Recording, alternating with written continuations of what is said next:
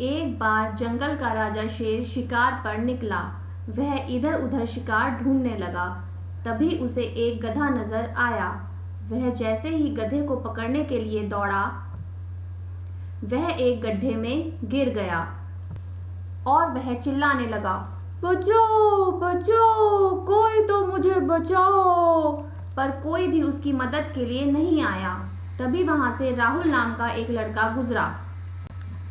शेर भाई, मैं तुम्हें बाहर निकाल तो लूँ, पर बाहर निकलने के बाद सबसे पहले तुम मुझे ही खा जाओगे, तो मैं तुम्हारी मदद क्यों करूँ? मैं इतना भी कृतज्ञ नहीं हूँ कि तुम मेरी जान बचाओगे और मैं तुम्हें ही खा जाऊंगा।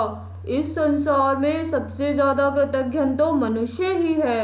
तुम मुझे एक बार बाहर तो निकालो, मैं तुम्हें यह बात सिद्ध करके दिखाऊंगा। उसके बाद राहुल शेर को गड्ढे से बाहर निकाल लेता है और वे दोनों एक गाय के पास जाते हैं। गाय बहन, तुम हमारी एक समस्या का समाधान करो कि इस संसार में सबसे ज्यादा कृतज्ञ कौन है। इस संसार में सबसे ज्यादा कृतज्ञ तो मनुष्य ही है। मैं इसे तथा इसके बच्चों को दूध देती हूँ, इसके घरों के चूल्हे जलाने के लिए उपले देती हूँ, पर बदले में यह मुझे ही मार देता है तथा मेरे चमड़े से पता नहीं अपने उपयोग की कौन कौन सी वस्तुएं बनाता है। इसलिए इस संसार में सबसे ज़्यादा कृतज्ञ तो मनुष्य ही है। फिर वे दोनों एक पेड़ के पास जाते हैं। पेड़ भाई, तुम यह बताओ, इस संसार में सबसे ज्यादा कृतज्ञ कौन है?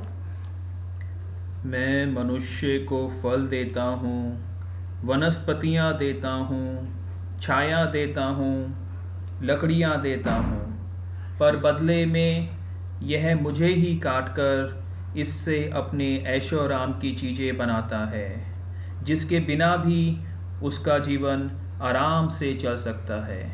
इसलिए इस संसार में सबसे ज़्यादा कृतज्ञ तो मनुष्य ही है। यह सुनकर राहुल को बहुत ज़्यादा दुख होता है और वह यह प्रण करता है कि आज के बाद वह किसी प्राणी को नहीं सताएगा और ना ही कोई पेड़ पौधा काटेगा, तथा वह यह भी प्रण करता है कि वह अपने दोस्तों को समझाएगा कि वे किसी भी प्राणी को दुखी ना करें और ना ही कोई पेड़ पौधा काटें। इस कहानी से हमें यह सीख मिलती है कि हमें कभी भी किसी को सताना नहीं चाहिए, किसी जीव की हत्या नहीं करनी चाहिए, पेड़ पौधों को नहीं सताना चाहिए। इसलिए कहा भी गया है कि अहिंसा परमो धर्मः।